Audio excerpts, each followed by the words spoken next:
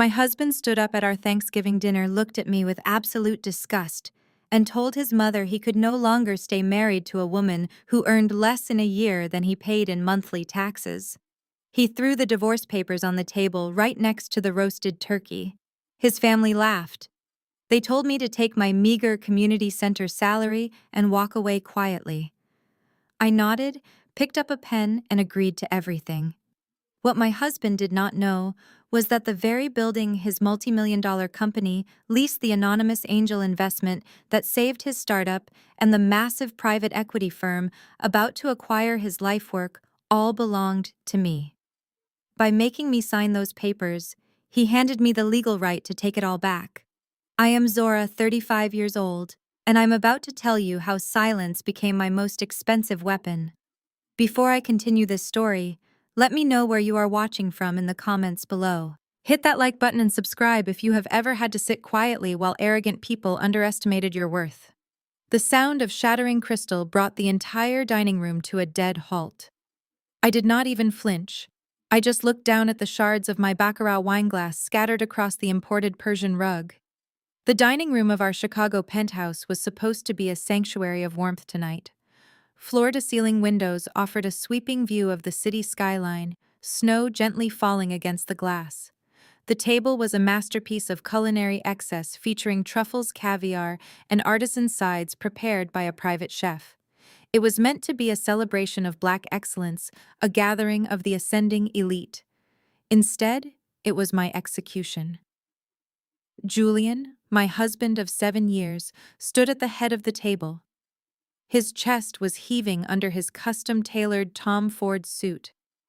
He pointed a finger at me, his face twisted in a mixture of resentment and superiority. "I am done, Zora," Julian announced, his voice echoing off the vaulted ceilings. "I cannot do this for another single day. I refuse to be anchored down by a woman who completely lacks ambition. My health tech company is about to close a $50 million Series C funding round. I am sitting down with the board of Apex Holdings next month for an acquisition that will make me a billionaire." "And what do? You organize finger painting classes for underprivileged kids at a community center." The silence that followed his outburst was heavy, but it was not the silence of shock. It was the silence of agreement. Beatrice, my mother-in-law, sat to his right. She slowly set down her champagne flute, making sure the dining room chandelier caught the light of the massive diamond on her finger. Beatrice had grown up middle class, but spent her entire adult life clawing her way into high society. She looked at me with a mixture of pity and absolute triumph. "Julian, I told you this years ago," Beatrice said, her tone dripping with fake sympathy. "I warned you about marrying a woman who insists on playing charity worker. We are a family moving forward. We are building a legacy. You cannot build a generational empire with a woman who is content bringing home $40,000 a year. It is embarrassing. Look at the women in our circle. Black women today are doctors, corporate lawyers, media executives, and my daughter-in-law is out here begging for city grants to buy clay and watercolor paint. When my friends at the country club ask what you do, I have to change the subject. You are dragging this family backward." Jasmine, Julian's younger sister, snickered from across the table. She was busy taking aesthetic photos of the food for her social media, pretending to ignore the devastation happening right in front of her. Next to her sat Spencer. Spencer was Jasmine's husband, a white Wall Street hedge fund manager who loved nothing more than explaining finance to people who never asked for his opinion. He viewed our family dynamics like a fascinating anthropological study that he was somehow in charge of grading. Spencer leaned back in his leather dining chair, casually swirling his bourbon. He offered me a patronizing smile that made my stomach turn. "You have to look at it logically," Zora, Spencer said, using that slow, deliberate tone he reserved specifically for me. "Julian is an apex predator in the tech ecosystem right now. You are, from a purely financial standpoint, essentially a nonprofit liability. In the corporate world, when an asset no longer yields a return or aligns with the future vision of the enterprise, you divest. You cut your losses. It is nothing personal against you. It is just bad business to keep you around when you do not bring any capital to the table. Julian nodded, seemingly validated by his brother-in-law corporate jargon. He reached into his designer leather briefcase resting on the floor, pulled out a thick manila envelope and slammed it onto the polished wood table. It slid past the cranberry sauce and stopped right in front of my dinner plate. "These are the divorce papers," Julian said, straightening his tie and lifting his chin. "My lawyers drafted them yesterday. I have already found someone who understands my world, a woman who actually knows how to navigate a charity gala without wearing a clearance rack dress. I want you out of this penthouse by tonight. Do not try to fight me on this, Zora. You cannot afford my legal team, and I will not let you drag my name through the mud to get a payout." I stared at the thick stack of papers resting against my plate. The sheer audacity of the people in this room was almost poetic. They looked at my simple black dress and saw poverty. They looked at my community arts center and saw a lack of drive. They did not know that the arts center was fully funded by a private trust I established. They did not know that my simple black dress was a vintage piece from a private European collection they could never dream of accessing. And most importantly, they had absolutely no idea that the Sterling Heritage Fund, the massive private equity firm based in Atlanta that operated entirely in the shadows, belonged exclusively to me. My grandfather had built an empire of commercial real estate and venture capital from the ground up. He faced decades of discrimination navigating a system designed to keep men like him at the bottom. But he was brilliant, ruthless when necessary, and incredibly secretive about his wealth. When he passed away, he left every single penny, every property, and every corporate share to his only granddaughter, me. I chose to work at the Arts Center because I loved my community. I chose to live simply because I had nothing to prove to anyone. When I met Julian 7 years ago, he was a struggling entrepreneur with a failing health application and a mountain of student debt. I fell in love with his passion and his desperate desire to prove himself. I secretly injected $2 million of angel investment into his startup through a shell company just to watch him succeed. I paid his debts.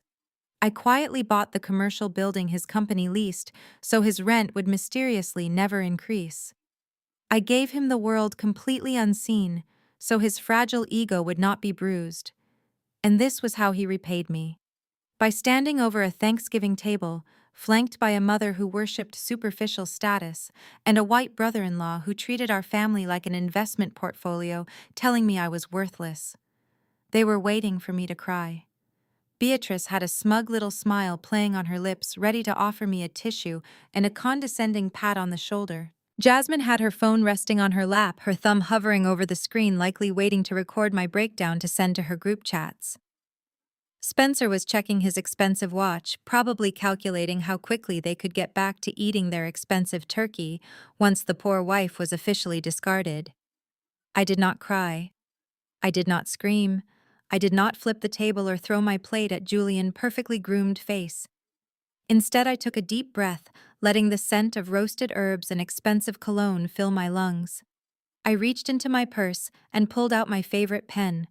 It was a heavy, solid gold Mont Blanc, a vintage gift from my late grandfather.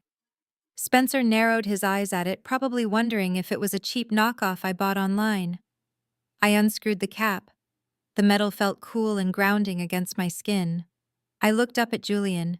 His confident sneer faltered just a fraction of an inch as he met my eyes. He expected a sobbing, broken woman begging for a second chance. He expected me to ask what I did wrong or promise to change careers to make him happy. He did not expect the chilling calm of a predator assessing its prey. I rested my hands on the table and offered him a polite, almost pleasant smile. "All right," I said, my voice steady and completely devoid of emotion. "I will sign your papers. But before I do, Julian, please tell me exactly how you want to divide the assets." Julian blinked. The question caught him completely off guard. He had rehearsed a dramatic speech for a hysterical wife, not a cold business negotiation. He opened his mouth to speak, but before he could form a single coherent sentence, Spencer leaned forward and rested his elbows heavily on the dining table. Spencer loved nothing more than playing the corporate white savior. He viewed Julian and his family as his personal project, a group of successful minorities he could take credit for guiding through the complex world of wealth. And he viewed me as the unfortunate dead weight they desperately needed to shed. "Let me handle this," Julian Spencer said, flashing a bright and predatory smile. He turned his attention to me, adjusting the cuffs of his expensive yet incredibly tacky custom shirt. "Look, Zora, we want to make this transition as smooth as possible for everyone involved. We are not unreasonable people. But you have to understand the reality of the situation. Julian Company is on the verge of a massive liquidity event. We cannot have a messy divorce complicating the capitalization table." I kept my face perfectly blank, letting him talk. I knew more about liquidity events and corporate structuring than his entire boutique Wall Street firm combined, but I let him have the floor. Spencer tapped the thick manila envelope with his index finger. "Inside those papers, Julian has generously offered you a lump sum of $50,000 as a severance package of sorts. Plus, you get to keep that old Honda Civic you love driving so much. $50,000 is a lot of money for someone in your tax bracket, Zora. Honestly, it is more than generous for someone who is used to living off community center grants and government subsidies." The microaggression hung in the air, heavy and deliberate. Jasmine nodded enthusiastically, completely oblivious to how her white husband was talking down to another black woman. Beatrice just took another sip of her champagne, her silence acting as a full and enthusiastic endorsement of his disrespect. Spencer continued, his voice dripping with absolute condescension. "Take the 50,000, Zora. Put it in a high-yield savings account. Maybe take some community college business classes so you can manage it properly. But do not try to ask for equity in health tech. You do not understand medical technology, and you certainly do not understand venture capital. If you try to fight for shares, I will personally make sure Julian legal team ties you up in court until you are totally bankrupt. Take the money and walk away quietly like a good girl." I looked from Spencer to Julian. Julian was puffing his chest out, clearly thrilled that his brother-in-law was fighting his battles for him. This was the man I had secretly funded. This was the man whose entire empire was built entirely on the foundation of my invisible capital. He really believed he was a self-made tech titan. $50,000, I repeated slowly, letting the number roll off my tongue. To them, it was a fortune designed to buy my silence and make me go away. To me, $50,000 was less than what the Sterling Heritage Fund generated in passive interest during a standard lunch hour. My grandfather had always taught me that new money shouts, but old money whispers. Right now, this entire dining room was screaming with insecurity. "Yes, 50,000. Beatrice chimed in, leaning across the table and glaring at me.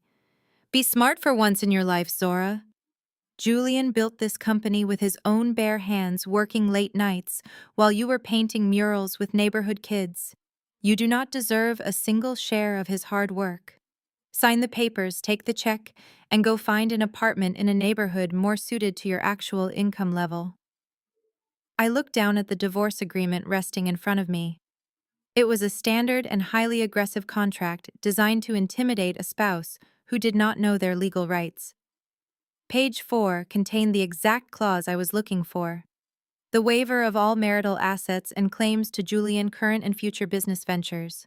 By signing this specific document, I would legally state under oath that I had no ownership, no claim, and no liability regarding health tech. What Spencer, the brilliant Wall Street prodigy, failed to realize was the corporate structure of Julian initial startup funding.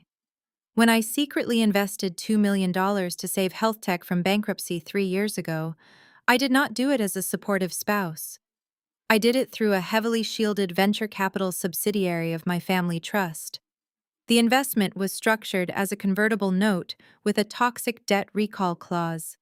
That clause explicitly stated that if the founder ownership status underwent a hostile domestic transition, the investment fund had the absolute right to call in the entire debt plus compound interest immediately. By forcing me to sign away my marital rights to the company, Julian was officially severing my legal protection over him. As his wife, the debt was dormant and protected by marital property laws. The moment I became his legally severed ex-wife, the debt became active predatory and completely unforgiving. I picked up my Mont Blanc pen. The heavy gold felt perfect and grounding in my grip. I looked directly into Spencer's pale blue eyes. He smiled widely, truly believing he had intimidated me into submission with his financial jargon. "You are absolutely right, Spencer," I said smoothly. "I really do not understand venture capital. And I certainly do not want to be a financial burden on Julian. Incredible success." I flipped to the financial settlement page of the contract. I pressed the gold nib of my pen to the paper and drew a single thick black line straight through the $50,000 offer. Jasmine gasped out loud. Beatrice lowered her crystal glass so fast the champagne sloshed over the rim. Julian frowned deeply, a wave of confusion washing over his handsome face. "What are you doing?" Julian demanded, his voice suddenly sharp and panicked. "I told you I'm not negotiating for a higher number, Zora. I am not negotiating either," I replied calmly. I wrote a large and unmistakable 0 next to the crossed-out number. "I do not want your $50,000, Julian. I do not want your money at all."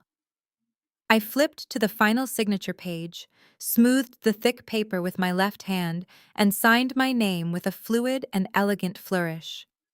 I pushed the signed documents back across the polished wood table, the heavy paper gliding smoothly until it hit his dinner plate. "You can keep it all," I said, capping my pen and dropping it back into my leather purse. "The company, the penthouse, the cars, the money. I officially waive every single right to your assets. We are completely severed."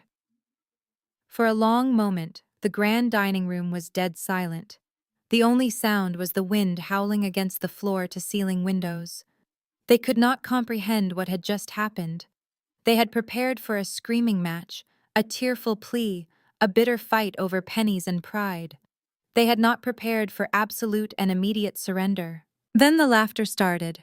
It started with Spencer, a low and mocking chuckle that quickly erupted into full-blown hysterical laughter. He slapped the dining table hard, shaking his head in sheer disbelief. "Oh man," he wheezed, wiping a fake tear from his eye. "I knew you were financially illiterate, Zora, but I did not think you were this stupid.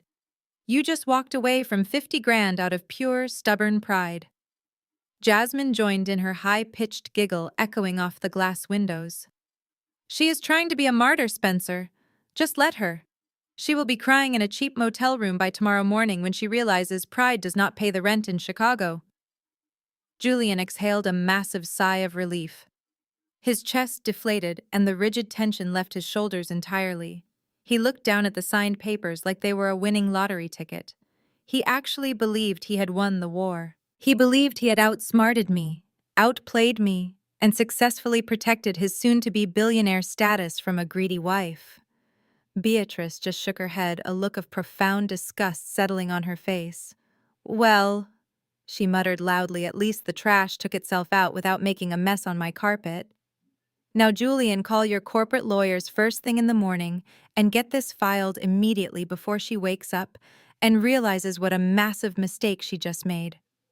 I stood up slowly from the table. I smoothed down the skirt of my dress and picked up my wool coat from the back of the chair. I looked at the four of them sitting around that lavish feast, laughing at my expense, completely blinded by their own arrogance and greed. "I will have the rest of my things out of the penthouse within the hour," I said softly. "Have a wonderful Thanksgiving dinner." As I turned and walked toward the grand foyer, their laughter followed me down the hallway, loud and incredibly triumphant. They thought they had just discarded a worthless liability.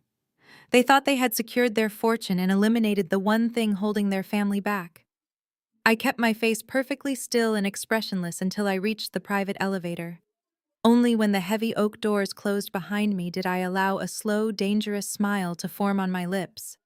"Keep laughing," I thought to myself, as the elevator began its rapid descent to the cold lobby below. "Keep celebrating your brilliant victory. Because that signature you just forced out of me did not protect your tech empire.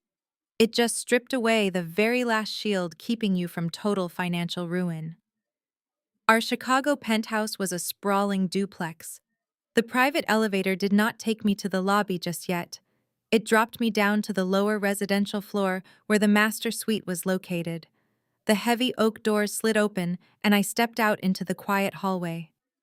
Outside the floor-to-ceiling windows, the blizzard was escalating. The wind whipped violently against the glass, an appropriate backdrop for a husband kicking his wife out into the freezing night on Thanksgiving. I walked into the massive walk-in closet we shared. Julian's side was filled with custom Italian suits, silk ties, and rows of designer watches he had bought to prove he had finally made it. My side was decidedly more modest. I pulled down my weathered leather overnight bag. I did not reach for the expensive evening gowns or the designer handbags Julian had purchased for me to wear to his corporate galas. Those were props. I was stepping out of his play, so I left the costumes behind. I packed only my comfortable sweaters, my simple slacks, and the few personal items I had brought into this marriage. I was zipping up the side compartment of my bag when the bedroom door violently swung open. Jasmine marched into the room, not bothering to knock. She had a look of frantic greed in her eyes, acting like a security guard performing a shakedown. She bypassed me entirely and walked straight toward the marble vanity mirror. Resting on the velvet tray was a thick string of pearls. Jasmine's eyes lit up. She snatched the necklace off the tray and clutched it to her chest, as if she had just saved a precious artifact from a thief. "What do you think you are doing with these?" Jasmine demanded, her voice shrill and accusatory. "My brother bought these with his black card for your anniversary. Are you trying to steal them on your way out? You signed the papers, Zora. You do not get to loot the apartment." I stopped packing and looked at her. Jasmine was holding the pearls with such desperate reverence. It took every ounce of my willpower not to burst out laughing. Julian had not bought those pearls for our anniversary. Julian had forgotten our anniversary entirely and had his assistant send me a digital gift card to a spa. I bought those pearls myself at a vintage flea market in Wicker Park for $40 because I liked the heavy, slightly irregular shape of the faux beads. They were completely worthless. But Jasmine, blinded by her obsession with brand names and luxury, saw what she wanted to see. "You are absolutely right, Jasmine," I said, keeping my voice soft and defeated. "Those belong to this house. You should keep them. They suit you perfectly." Jasmine smirked, clearly feeling victorious. She immediately clasped the fake pearls around her own neck, admiring herself in the mirror. I could not wait for the day she tried to have them appraised for insurance, only to be laughed out of the jeweler office. "Well, look at this. A regular smash and grab." I turned to see Spencer leaning casually against the bedroom doorframe. He still had his glass of bourbon in one hand, his tie loosened around his neck. He watched me with a look of utter fascination, as if observing a peasant being evicted from the royal grounds. I ignored him and walked over to my bedside table. I opened the top drawer and pulled out a small, worn mahogany box. Inside rested the gold Mont Blanc fountain pen I had just used to sign away my supposed marital rights. I carefully placed the box into my leather bag and patted it down. Spencer let out a loud, obnoxious snort. "Classic poor mindset," he said, shaking his head in mock pity. "You let my wife take a $5,000 pearl necklace, and you carefully pack away a broken, outdated pen. That is exactly why Julian is leaving you, Zora. You do not understand the value of assets. You cling to sentimental garbage while the real wealth slips right through your fingers." I zipped my bag shut and slung the strap over my shoulder. Spencer Hedge Fund managed about $200 million in assets. It was a respectable number for a mid-level player on Wall Street. What he did not know, and what his fragile ego could never comprehend, was that the outdated pen in my bag was the official signature instrument for the Sterling Heritage Fund. That pen had authorized wire transfers, corporate acquisitions, and international land purchases worth billions. It held more financial weight than his entire bloodline. "It is just a pen," I agreed mildly, walking past him toward the door, "but it writes perfectly well for me." I walked down the hallway, the wheels of my suitcase gliding silently over the hardwood floor. Spencer and Jasmine trailed behind me, acting as my unwanted escorts to make sure I did not take any silverware on my way out. We reached the grand staircase that led back up to the main foyer and living room. As I reached the top of the stairs, I heard the distinct chime of the front door unlocking. A blast of freezing Chicago wind rushed into the penthouse, carrying with it a cloud of expensive, heavy floral perfume. The heavy oak door swung open and a woman stepped inside. She was tall, undeniably striking, and dripping in designer labels. She wore a pristine white wool trench coat that she immediately slipped off her shoulders and tossed carelessly onto the custom velvet sofa in the living room. Underneath, she wore a form-fitting red dress and stilettos that clicked sharply against the marble entryway. Her name was Chloe.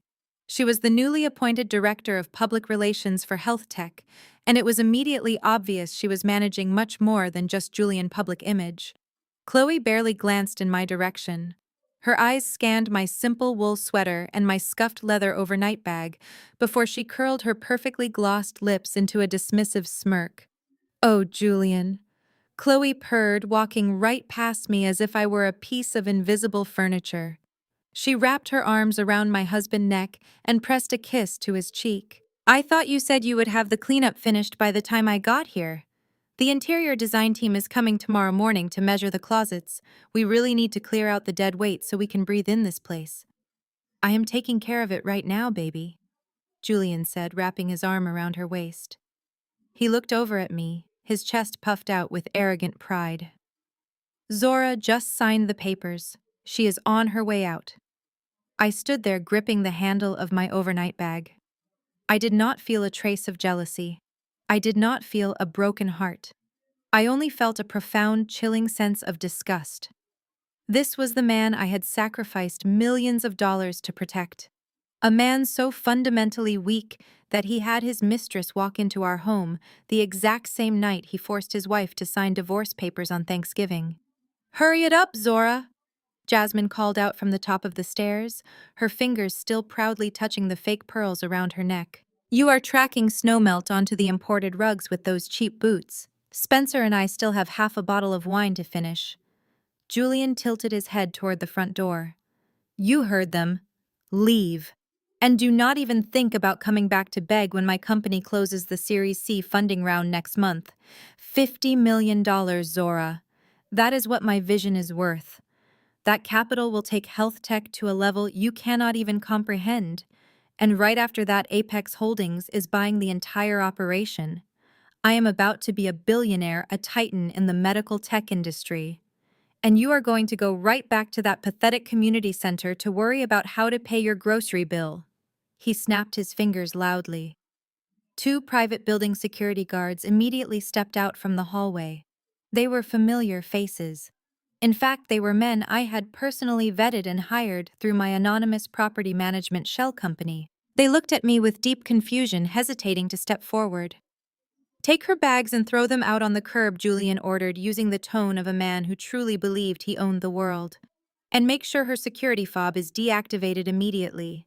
I do not want her anywhere near this building ever again." The two guards hesitated for a fraction of a second.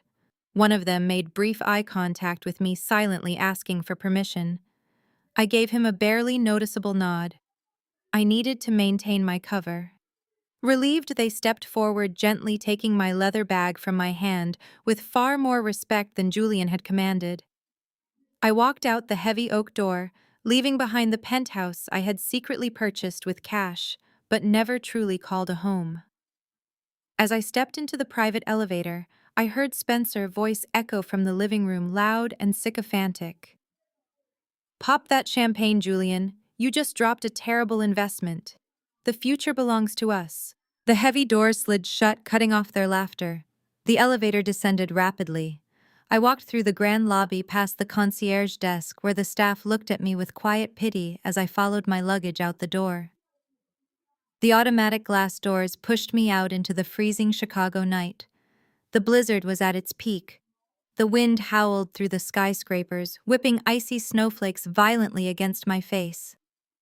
The streets were completely empty. There were no taxis running in this severe weather. The two security guards placed my bag gently onto the snow-covered sidewalk, gave me a respectful nod, and retreated back into the warmth of the lobby, leaving me completely alone in the storm. Any other woman in this situation might have collapsed onto the freezing pavement and sobbed. They might have shivered in the cold, desperately calling friends for a place to crash, paralyzed by the sudden destruction of their life. I did not cry. I did not even feel the cold. Beneath my simple wool sweater, a fierce and brilliant fire was rushing through my veins. I did not wave my hand to hail a cab. I did not seek pity. Instead, I reached into my coat pocket and pulled out my phone. The screen illuminated the swirling snow around me. I opened a military-grade encrypted communication application, a piece of software that Julian, for all his boasting about being a tech genius, could never even identify. I typed in a complex passcode, and the screen instantly shifted to the internal administrative dashboard of the Sterling Heritage Fund. I navigated to the venture capital approval queue and scrolled down the list of corporations waiting for their massive cash injections. Right there at the top, glowing like a fat piece of bait waiting to be swallowed whole, was Julian Tech and its $50 million Series C funding request. Julian actually believed that the venture capitalists on Wall Street were lining up to give him money because he was a visionary. He had absolutely no idea that the majority of major private equity in this sector was controlled by a massive interconnected network, and Sterling Heritage was the queen spider sitting directly in the center of that web. He thought he was swimming in the open ocean, but he had been splashing around in my private aquarium this entire time. I tapped on the anonymous board of directors chat interface. My fingers moved rapidly across the freezing glass screen, my commands cold, precise, and absolute. Message to the Sterling Board of Directors. Regarding the Series C funding round for Julian Tech. Effective immediately, all disbursement decisions, all acquisition contracts, and all credit approvals for this specific company must be routed directly to me. I will personally review and approve every single cent. Furthermore, initiate the toxic debt review protocol on the parent company immediately. I hit send. A green confirmation badge flashed on the screen. The legal trap was officially set. I slipped my phone back into my coat pocket. I looked up at the towering glass skyscraper. Warm yellow light spilled from the floor-to-ceiling windows of Julian Penthouse. They were drinking champagne. They were celebrating the eviction of a poor, useless woman. They were hallucinating the dawn of their new elite empire.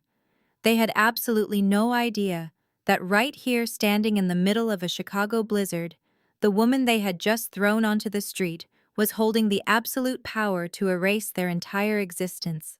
Drink your champagne, Julian. Enjoy the warmth. Because this Thanksgiving dinner is going to be the most expensive meal of your entire life. 1 month later, the freezing Chicago winter had settled deeply over the city, but the temperature inside the glass-walled conference room of Julian high-powered legal firm felt even colder.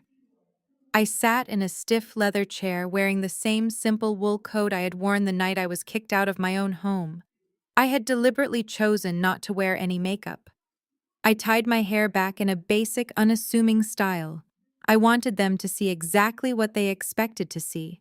A defeated, struggling woman who had completely lost her footing in the world. Julian sat directly across the polished mahogany table. He looked like he had just stepped off the cover of a business magazine.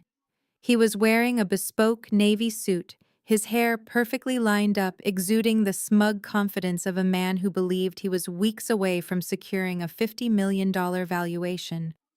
Next to him sat his lead corporate attorney, a sharp-looking man named Preston, who possessed the cold, dead eyes of a shark. And of course, Beatrice was there. My mother-in-law had absolutely no legal reason to be present at a mediation meeting, but Julian had brought her along anyway.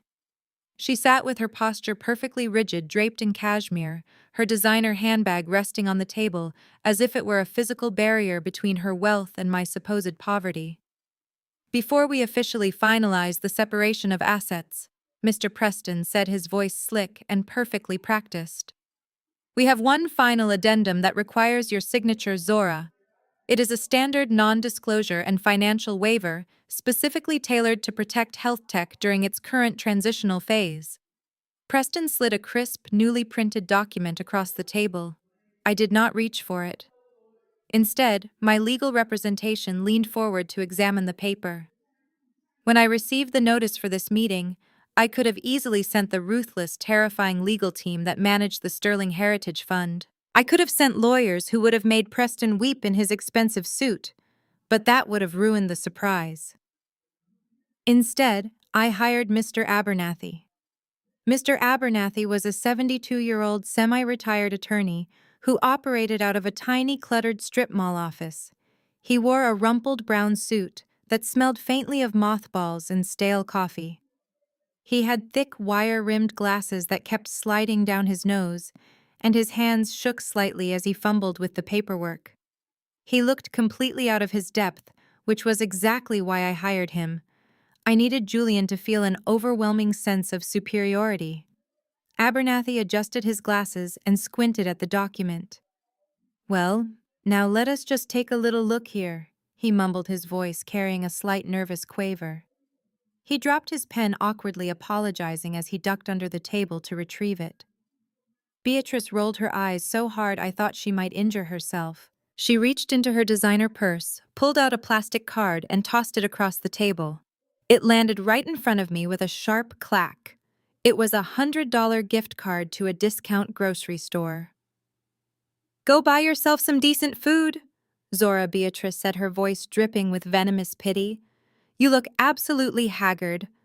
I suppose reality is finally setting in now that you do not have my son credit cards to fund your little community projects. Take the charity. We would hate for the ex-wife of a future billionaire to be seen starving on the streets of Chicago." I looked down at the bright green plastic card. I did not throw it back. I did not raise my voice. I simply placed my hand over it and offered her a quiet, weary smile. "Thank you, Beatrice," I said softly. "I will make sure this is put to good use." Julian smirked, clearly enjoying the display of dominance. "Just read the addendum and sign it, Zora. I have a board meeting in an hour and I cannot afford to waste my entire morning dealing with this." Abernathy finally managed to read the clause. He cleared his throat nervously. "Excuse me, Mr. Preston, but this clause right here, Section 4. It states that my client Zora completely waives all rights to investigate or claim any financial stake in the original angel investor capital that funded health tech 3 years ago. Furthermore, it states that Julian also waives any right to legally demand the identity or corporate structure of said anonymous investor in order to sever the marital estate from corporate liabilities." Preston nodded smoothly. "Exactly. The Series C funding round requires absolute clarity. We cannot have a disgruntled ex-wife trying to dig into the foundational funding of the company to claim a percentage of the seed money. The original angel investor was completely anonymous and routed through a private shell company. By signing this, both parties agree to leave that initial investment entirely untouched and unexamined. It protects the company, and frankly, it protects Zora from any corporate debts." Abernathy looked up, blinking his watery eyes. He turned his gaze directly to Julian. The old man's hands were shaking, but his question was incredibly specific. "Are you absolutely certain you want to do this?" young man Abernathy asked, his voice trembling slightly. "You are asking for a mutual blind severance. If Zora signs this, you are legally cementing that the angel investment is an entirely separate third-party entity. You forfeit any right to dispute the terms of that initial capital under the umbrella of marital protection. If that investor ever decides to call in their debt, you will have absolutely no shield. Are you completely sure you want to cut all financial ties without knowing who holds the paper to your company?" Julian slammed his hand down on the mahogany table. The sudden noise made Abernathy jump in his seat. "Listen to me, you senile old fool!" Julian snapped, his face flushing with anger. "I do not need a lecture on corporate finance from a strip mall lawyer who probably gets paid in food stamps. The angel investor is a silent partner who has not communicated with my firm in 3 years. They are irrelevant to the Apex Holdings acquisition. I am severing this marriage because Zora is a financial anchor dragging me down. I want her completely removed from my capitalization table, my assets, and my life." Preston tried to intervene, raising a hand to calm his client. Julian, we just need the signature. There is no need to agitate the opposing counsel. I am not agitated, Julian shot back, grabbing a sleek silver pen from the center of the table. He glared at Abernathy. I know exactly what I am doing. I am protecting my empire from parasites. Julian aggressively pulled the document toward himself. Without hesitating for a single second, he signed his name on the bottom line with aggressive, sharp strokes. He pushed the paper back across the table toward me, tapping the signature line with the tip of his pen. Sign it, Zora, and take your pathetic lawyer with you on your way out. I looked down at the document. Julian's signature was bold and arrogant in dark blue ink. He had just legally sworn on the record that the initial $2 million investment was a separate corporate entity free from the protections of family court. He had just voluntarily removed his own armor. I picked up the cheap plastic pen Abernathy had left on the table. I did not use my gold Mont Blanc this time. I signed my name, right next to his. Excellent, Preston said quickly, snatching the document away and slipping it into his leather briefcase, as if he were afraid I might change my mind. The divorce is now fully uncontested. The financial separation is absolute. You will receive your final decree in the mail next week. Julian stood up, buttoning his custom suit jacket. He looked down at me one last time, a look of profound relief and victory washing over his face. Good luck, Zora. You are going to need it. He turned and walked out of the conference room, followed closely by Beatrice, who did not even bother to look back. Preston gave a curt professional nod before exiting, leaving Abernathy and me completely alone in the cold, quiet room. The heavy glass door clicked shut. The sound echoed in the empty space. Slowly, Mr. Abernathy reached up and took off his thick wire-rimmed glasses. The trembling in his hands completely vanished. He stood up straight, his posture transforming from a hunched, frightened old man into a towering figure of absolute authority. He reached into his rumpled jacket pocket, pulled out a secure satellite phone, and placed it on the table. He offered me a deep, respectful bow. Brilliantly executed, Madam Chairman, Abernathy said, his voice completely stripped of the nervous quaver. It was now deep, resonant, and razor-sharp. By signing that specific addendum, Julian just voided his own marital immunity. The convertible note from the Angel investment is now legally classified as hostile corporate debt. I picked up the grocery store gift card Beatrice had thrown at me and slipped it into my pocket. Initiate the collection protocol.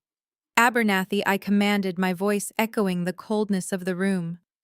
I want the toxic debt recall activated immediately. Freeze his credit lines. Block the Series C funding through the Sterling Board. And prepare the asset seizure documents for the penthouse and the company headquarters. Abernathy smiled, a genuine, terrifying smile of a predator who had finally been let off the leash. It will be my absolute pleasure, Zora. He just handed you the keys to his entire kingdom. I stood up and walked toward the glass door. Julian thought he had buried me today. He thought he had outsmarted a poor, uneducated woman. He had no idea that he had just grabbed a shovel and enthusiastically dug his own grave. I pushed open the heavy glass doors of the law firm and stepped out into the biting wind of downtown Chicago. Mr. Abernathy walked briskly beside me. The hunched posture and the trembling hands were entirely gone. He moved with the sharp, predatory grace of a man who had spent 40 years dismantling corporate empires. A sleek black SUV pulled up to the curb the moment we stepped onto the sidewalk. The rear door opened and I climbed inside, followed by Abernathy. Inside the soundproof cabin, my executive assistant Elias was already waiting. Elias was a brilliant forensic accountant who had been with the Sterling Heritage Fund for a decade. He handed me a steaming cup of black coffee and an encrypted tablet. It is done, Abernathy said to Elias, taking a seat opposite us. Julian just signed the blind severance addendum. He legally classified the original $2 million seed money as hostile third-party debt. He has absolutely no marital shield left. Elias adjusted his glasses and tapped the screen of his laptop. Excellent. Madam Chairman, per your earlier instructions, I have already initiated the shadow freeze on Julian personal and corporate credit lines. I took a sip of my coffee, letting the bitter warmth ground me. Explain the timeline, Elias. I do not want him panicking too early. It is a creeping restriction. Elias explained, his fingers flying across the keyboard. His small everyday purchases will still go through. Buying a coffee, paying for dinner, those will process normally so he does not suspect anything is wrong. But the moment he tries to move large sums of capital, process payroll for health tech, or authorize the deposit for the new office lease, his mistress mentioned, the system will hit a hard wall. The banks will flag it as an internal compliance review. By the time he realizes he is completely locked out of his own money, we will have already seized the collateral. I nodded, satisfied. Julian was a man obsessed with appearances. Taking away his ability to spend massive amounts of money was the equivalent of cutting off his oxygen supply. But Julian was only the first target. I had not forgotten about the man who had stood in my living room, drinking my husband bourbon, and calling me a financial illiterate. I set my coffee cup down and looked at Elias. Shift your focus to Spencer. Abernathy raised an eyebrow. The white brother-in-law, the hedge fund manager. Exactly, I said. Spencer runs a boutique investment firm. He loves to brag about his yields and his aggressive market strategies. But men who are that arrogant, men who look down on everyone else in the room, always believe the rules do not apply to them. I want a complete forensic audit of his firm. Use every backdoor access the Sterling network has. Find out exactly where his capital is coming from and where he is parking it. Elias nodded, his eyes locked on his screen. It will take a few hours to bypass his security protocols and trace the shell accounts. Where to next, Zora? Take me to the Chicago headquarters, I replied. The SUV seamlessly merged into the heavy city traffic. We drove to a massive, unassuming steel and glass high-rise in the financial district. Unlike Julian, who plastered his company name on the side of his rented building to feed his ego, the Sterling Heritage Fund operated in total anonymity. We owned the entire high-rise, but there were no logos, no grand reception desks, nothing to indicate that billions of dollars were managed behind these walls. I took the private executive elevator to the top floor. My actual office was a sprawling, minimalist space overlooking Lake Michigan. The walls were lined with digital monitors, tracking global markets, real estate portfolios, and venture capital acquisitions. This was my true domain. The Community Arts Center was my passion, the place where I kept my soul grounded. But this room was where I wielded the power my grandfather had left me. For the next 4 hours, I sat at my desk authorizing grants for minority-owned businesses and restructuring a commercial real estate deal in Atlanta. I operated with the cold mechanical efficiency that Julian and Spencer claimed I lacked. Just as the winter sun began to set, casting long shadows across the lake, the heavy oak door to my office opened. Elias walked in. He did not have his usual calm demeanor. He was holding a printed dossier, and there was a tight, dangerous smile on his face. You were right about Spencer, Elias said, walking across the room and placing the dossier directly in front of me. He is not just arrogant, Zora. He is incredibly reckless, and he just committed a massive federal crime. I leaned back in my leather chair, steepling my fingers. Tell me. Elias opened the folder, pointing to a series of highlighted wire transfers. Spencer Hedge Fund has been bleeding money for the last 2 quarters. He made some terrible calls on overseas real estate and lost millions. He has been desperate for a major liquidity event to cover his tracks before his investors demand an audit. So when Julian told him about the upcoming $50 million Series C funding and the Apex Holdings acquisition, Spencer saw a lifeline. I followed the numbers on the page. The pattern was glaringly obvious. What did he do, Elias? He bought health tech stock, Elias said. A massive amount of it. He bought it through dummy corporations to hide his identity. But here is the problem. Spencer did not use his own money. He does not have any personal liquidity left. Elias tapped the final highlighted column. He drained the retirement accounts of his largest clients. He illegally diverted pension funds from a teachers' union and a municipal workers' association. He dumped every single cent of their retirement savings into Julian Company, anticipating that when Apex Holdings buys health tech, the stock price will skyrocket, and he can quietly replace the stolen funds and pocket the massive profit. The audacity of it was almost breathtaking. Spencer, the man who had stood in my dining room and lectured me about financial literacy, the man who had called me a non-profit liability, was nothing more than a desperate criminal gambling with the life savings of hardworking people. He tied his own survival directly to Julian's success, I said quietly, the pieces of the puzzle snapping together perfectly. Exactly, Elias replied. If Julian Company fails to secure that Series C funding, or if the Apex acquisition falls through health tech stock, will crash to zero. Spencer will not be able to replace the stolen pension funds. The Securities and Exchange Commission and the FBI will be knocking on his door before the end of the month. He is looking at 20 years in federal prison. I looked down at the financial documents. The trap had not just caught Julian. It had caught the entire family. They had built a house of cards on top of a foundation they did not even know belonged to me. I reached out and slowly closed the dossier. A cold, genuine smirk spread across my face. Draft the paperwork, Elias? I said, my voice barely above a whisper. Tomorrow morning, I want you to officially pull Apex Holdings out of the acquisition deal.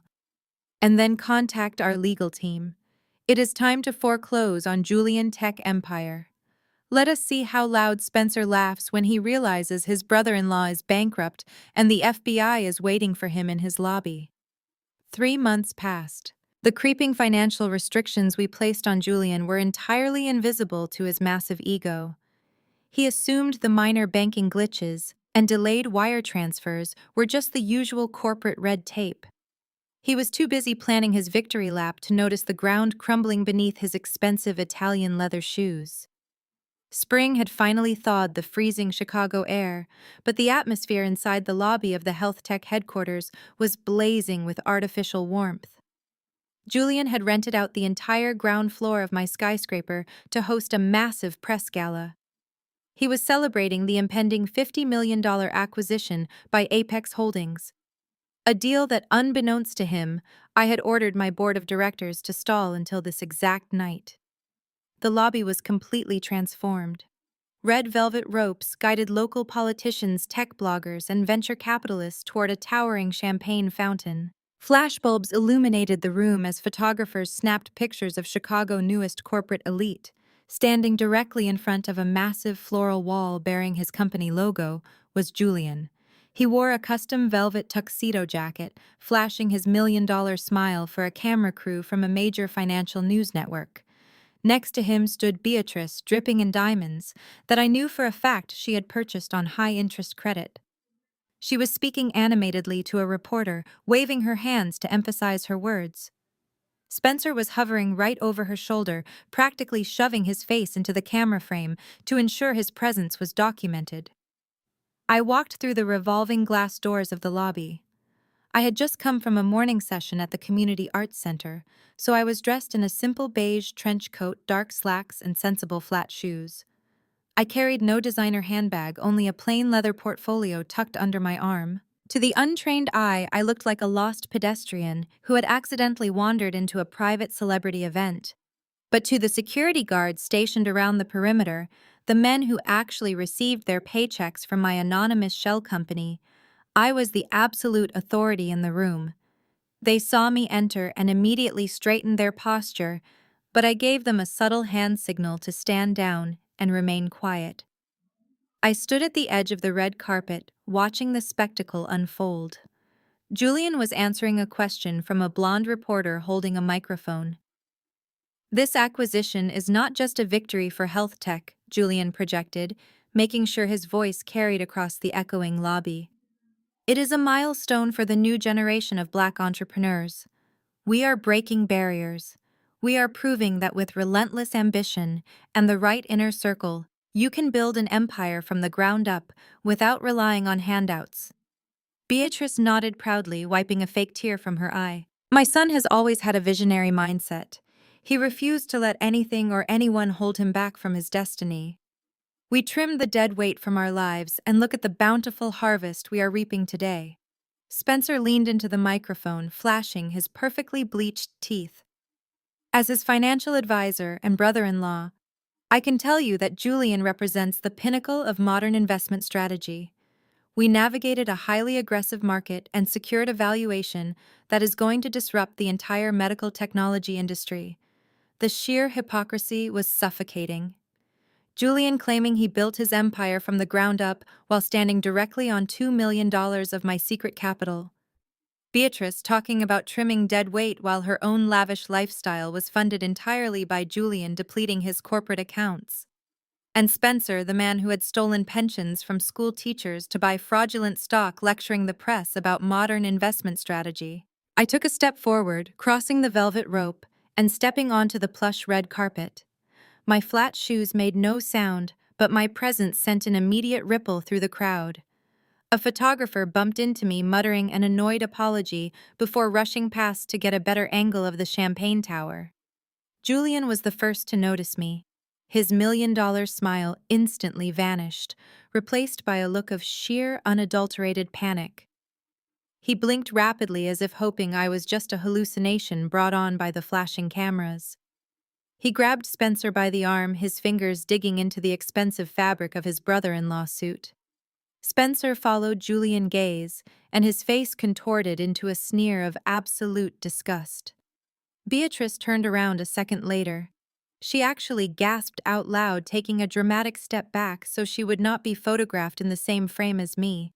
They immediately broke away from the news crew, offering the reporter a rushed excuse about a minor logistical issue. The three of them marched aggressively toward me, forming a human barricade to block my path to the main event area. "What in the world are you doing here, Zora?" Julian hissed, keeping his voice low so the press would not hear. His eyes darted nervously around the room, terrified that an investor might recognize me. "Are you out of your mind? This is a closed corporate event." Beatrice looked me up and down, her nose wrinkling as if I carried a foul odor. "Look at her, Julian. She is wearing a cheap raincoat to a formal gala. I told you she would come crawling back the moment she realized she could not survive on a non-profit salary. She is probably here to beg for a job or ask for a handout." I looked calmly at the three of them. "I am not here to ask for a job, Beatrice," I replied, my voice steady and completely devoid of emotion. "I am here to attend a meeting regarding the Apex Holdings acquisition." Spencer let out a sharp, mocking laugh that turned the heads of several nearby guests. "You are here for a meeting with Apex," he repeated loudly, dripping with sarcasm. "What is the position, Zora? Did they hire you to clean their corporate bathrooms?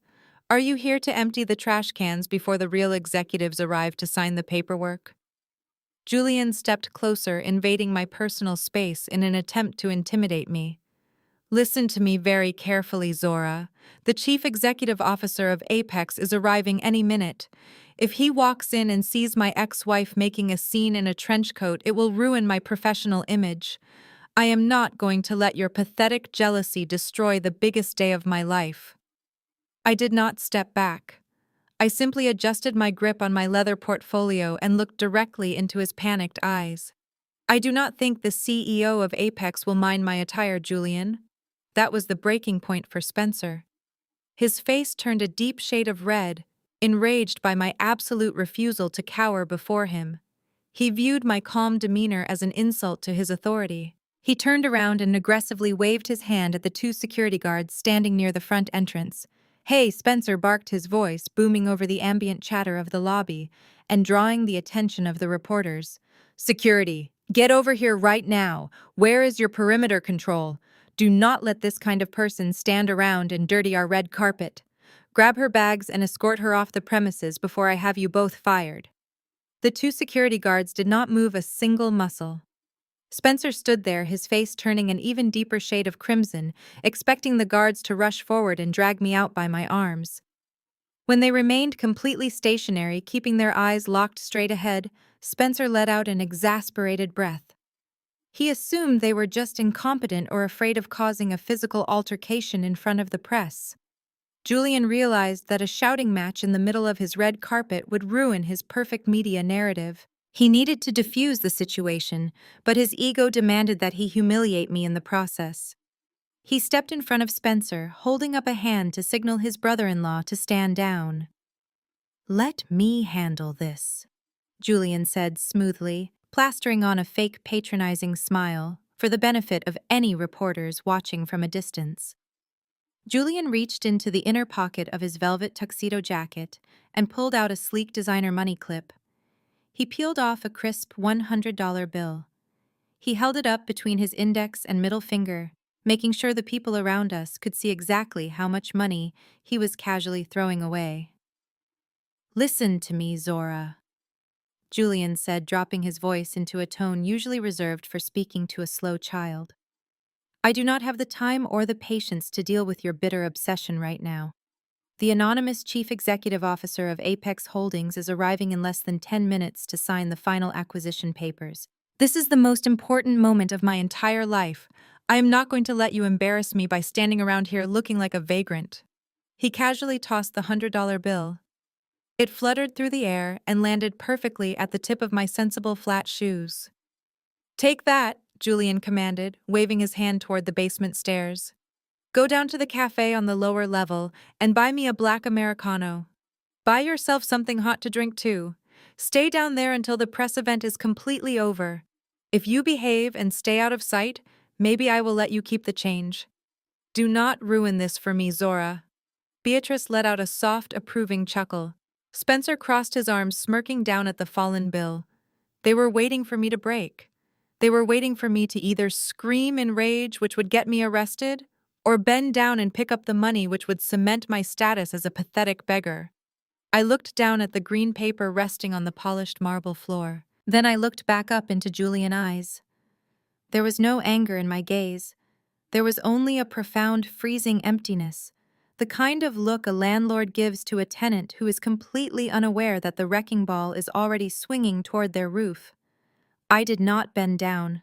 I did not say a single word. Instead, I simply lifted my foot and stepped directly over the $100 bill, leaving a faint, dusty footprint right across Benjamin Franklin's face. I bypassed Julian entirely, my shoulder brushing past his velvet jacket. I ignored Beatrice's offended gasp and Spencer's confused glare. I walked straight past the red velvet ropes, leaving the crowded press area behind, and headed toward the rear of the massive lobby. "Hey," Julian barked, his fake, polite demeanor instantly shattering. "Where do you think you are going?" "The exit is the other way." I did not stop walking. The ground floor of the Sterling building had 12 standard elevators that serviced the public floors and the corporate offices, including the floors health tech rented. But tucked away in the far back corner, isolated behind a sleek wall of black marble, was the 13th elevator. Everyone who worked in this building knew about the 13th elevator. It had no buttons. It had no floor directory. Its doors were made of solid, brushed bronze. It was the private express lift that bypassed every single floor and went directly to the secure penthouse boardroom. Julian had once tried to bribe the building manager to get access to it, believing that a tech visionary of his caliber deserved a private lift. He was firmly told that the elevator was strictly reserved for the owner of the building, a phantom billionaire nobody had ever seen. I walked directly toward the brushed bronze doors. Julian realized exactly what direction I was heading. Panic and outrage flooded his features. He abandoned his spot on the red carpet and rushed after me, his expensive leather shoes slapping loudly against the marble floor. Spencer and Beatrice were right on his heels. Several reporters, sensing a sudden shift in the atmosphere, turned their cameras away from the champagne tower and pointed them toward the back of the lobby. "Zora, stop right there!" Julian shouted, his voice echoing loudly and drawing the attention of the entire room. "Are you completely insane? You cannot go near that elevator. It is connected directly to the building's central security grid. If you touch that panel, you will trigger a full corporate lockdown. Spencer caught up, breathing heavily. Security! Spencer yelled, his voice cracking with desperation. Grab her right now. She is trying to sabotage the Apex meeting. Do your jobs before I have you all thrown in jail. The security guards simply stood in place, their hands resting comfortably behind their backs. They watched the scene unfold with quiet discipline. I stopped directly in front of the bronze doors. To the right of the elevator was a smooth black glass panel. It had no keypad, no card slot, no visible way to interact with it. It was a military-grade biometric scanner designed to respond only to a highly specific encrypted signature. Julian reached out to grab my shoulder, fully intending to physically pull me away from the wall. "Do not touch that," he yelled. Before his hand could even graze my trench coat, I raised my right hand. I wore a heavy custom signet ring on my index finger. It was an antique piece of jewelry passed down from my grandfather, the founder of the Sterling Heritage Fund. Julian had always hated that ring. He said it looked cheap and masculine, totally unsuitable for the wife of a tech CEO. I pressed the flat face of the signet ring directly against the black glass panel. For a fraction of a second, the entire lobby seemed to hold its breath.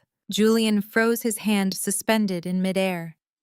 Spencer and Beatrice stood paralyzed right behind him.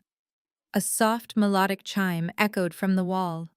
The black glass panel instantly illuminated, glowing with a bright, vibrant green light. The internal mechanisms of the wall shifted with a heavy, satisfying mechanical click. The solid bronze doors of the 13th elevator slid open effortlessly, revealing a stunning interior lined with dark mahogany and soft ambient lighting. The entire lobby went completely, utterly silent. The chatter of the reporters, the clinking of champagne glasses, the arrogant boasting of my ex-husband. It all vanished. The only sound left in the massive room was the gentle hum of the waiting elevator. Julian's face drained of all color.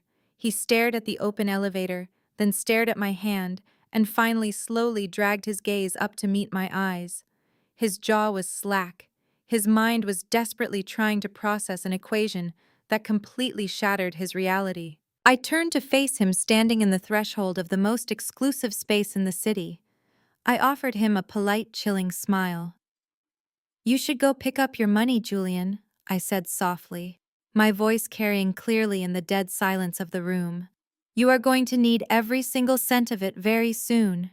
I stepped inside the mahogany cabin. The bronze doors smoothly glided shut, sealing me away from their stunned, horrified faces and rocketing me upward toward the boardroom where I was about to dismantle his entire life. The bronze doors sealed shut with a soft metallic thud. The lobby remained paralyzed in a state of collective shock. Julian stood frozen on the polished marble floor, staring at the empty space where I had just been. The green light on the biometric scanner slowly faded back to black. Spencer was the first to break the silence.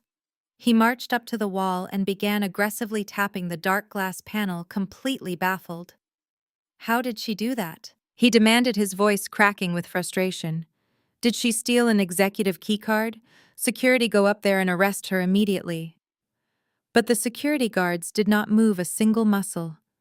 They kept their hands folded behind their backs, staring straight ahead, as if Spencer did not even exist. Julian could not speak. His brain was violently misfiring, trying to rationalize the impossible. Suddenly, the sharp ringing of a cell phone pierced the quiet lobby. Julian jumped. He fumbled nervously in his velvet tuxedo pocket and pulled out his device. The caller ID flashed the name Preston, his lead corporate attorney. Julian swiped the screen to answer, his hands trembling slightly. "Preston," he said, trying to keep his voice steady for the journalists still hovering nearby. "I am in the middle of the press gala. The Apex Holdings executive is supposed to be upstairs waiting for us. We are heading up now." Preston did not offer his usual slick greeting. His voice was frantic, breathless, and completely stripped of professional composure. "Julian, listen to me right now. You need to call off the press conference. You need to clear the building." "What are you talking about?" Julian hissed, turning his back to the flashing cameras. The acquisition is happening today. The paperwork is finalized. Preston let out a sound that was half gasp and half sob. I just received the final disclosure documents from the Apex legal team. Julian Apex Holdings is not an independent venture capital firm. They are a subsidiary. They are a shell corporation operating under a massive parent umbrella. Julian frowned, wiping a bead of cold sweat from his forehead. So what? Corporate umbrellas are standard practice. Who is the parent company? It is the Sterling Heritage Fund. Preston practically screamed into the phone. Does that name sound familiar to you, Julian? Because it absolutely should. I just looked at the capitalization tables. Sterling Heritage is the anonymous angel investor that funded your startup 3 years ago. They own your convertible note. They own the debt you legally classified as hostile last month. Julian felt the blood drain entirely from his face. His knees suddenly felt incredibly weak. Wait, no. That is impossible. It gets worse. Preston continued, his voice echoing loudly through the earpiece. I just ran a full background check on the board of directors for Sterling Heritage. The fund is entirely privately owned. 100% of the shares, the voting rights, the real estate portfolio, including the building you are standing in right now. It all belongs to one single person. Julian could not breathe. The air in the lobby suddenly felt heavy and suffocating. Who? He choked out, though deep down a terrifying realization was already clawing at his chest. Zora! Preston yelled, the panic in his voice reaching a fever pitch. Your ex-wife. Zora is the sole heir and chairman of the Sterling Heritage Fund. She owns Apex Holdings. She owns your debt. She owns the building. Julian, she owns you. She is the one coming to the meeting. The expensive smartphone slipped from Julian's numb fingers. It hit the marble floor with a sharp crack, the screen shattering into a spiderweb of broken glass. Preston's frantic voice could still be heard faintly squeaking from the speaker on the floor, but Julian could not hear it. All he could hear was the rushing sound of his own pulse pounding in his ears. Beatrice noticed his sudden pallor. She rushed forward, grabbing his arm. Julian, what is wrong? You look like you just saw a ghost. Did the catering company mess up the invoice? Spencer kicked the broken phone out of the way and checked his gold Rolex. Pull yourself together, man. The press is watching you. We do not have time for a panic attack. The Apex CEO is waiting in the executive boardroom right now. This is the moment we secure the $50 million. Let us get to the elevators before they think we are stalling. Julian tried to speak, but his throat was completely dry. He wanted to tell them the truth. He wanted to scream that the $50 million acquisition was a trap, but his mind violently rejected the information. Preston had to be wrong. It had to be a clerical error, a massive, ridiculous misunderstanding.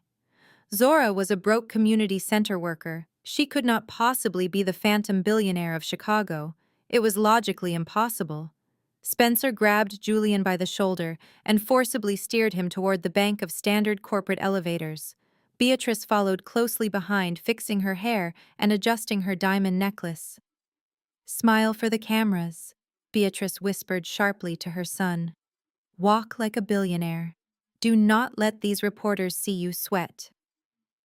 The standard elevator doors opened. The three of them stepped inside. Spencer hit the button for the top floor. As the cabin began its rapid ascent, Julian leaned against the mirrored wall, his breath coming in short, shallow gasps. Are you ill? Spencer asked, looking at him with mild annoyance. Take a deep breath. You are about to walk into a room and shake hands with a shark. You need to project absolute dominance. You need to show them that health tech is your kingdom and you dictate the terms. Julian nodded weakly. Yes. His kingdom. He had built this. Nobody could take it away from him.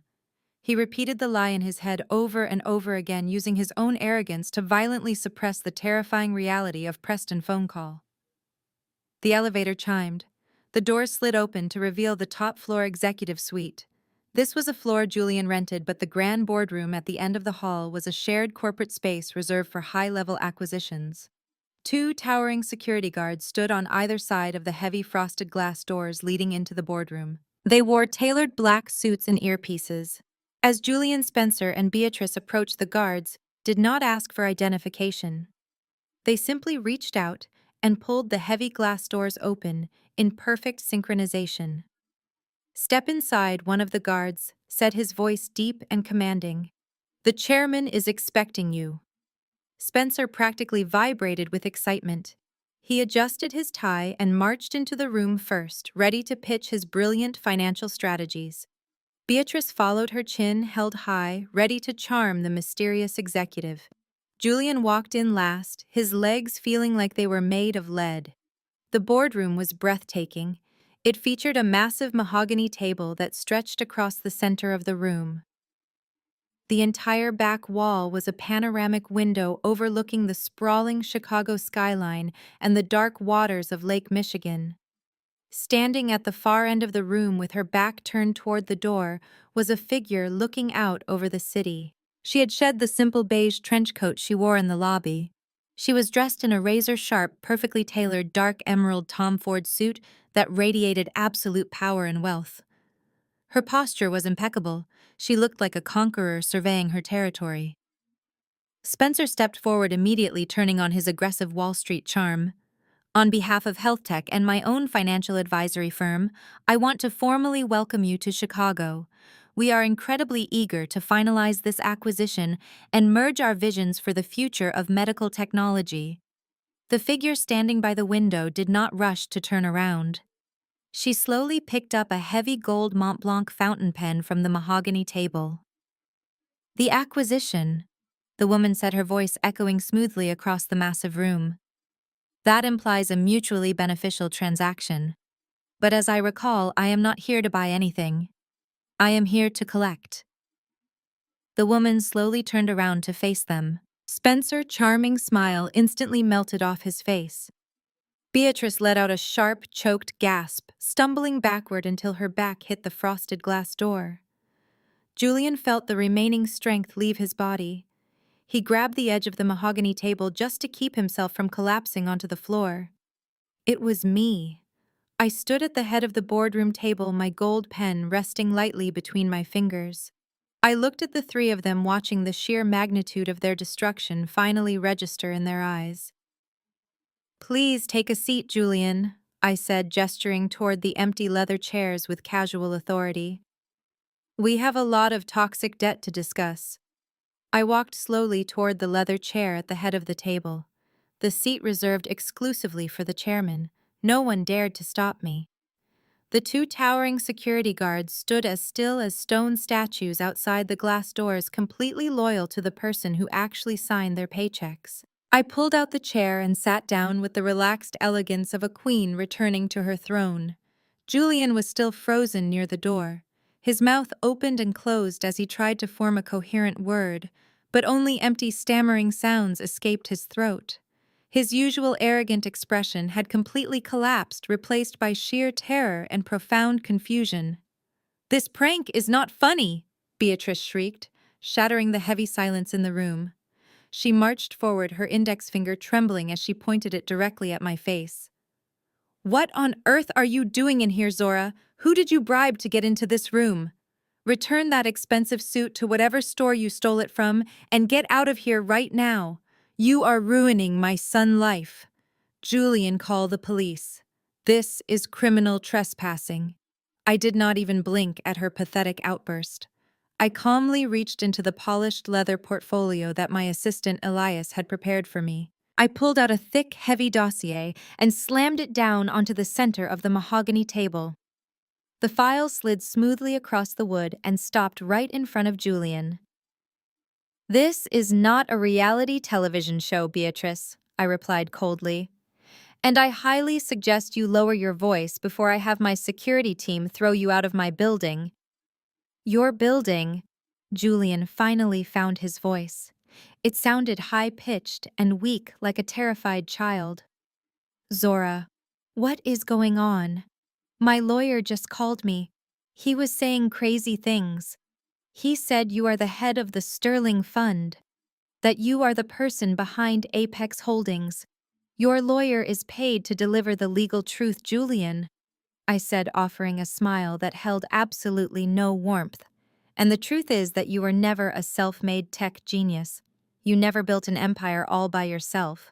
3 years ago, when health tech was on the verge of total bankruptcy, when not a single bank would lend you another dime, an anonymous angel investment fund injected $2 million to save your company.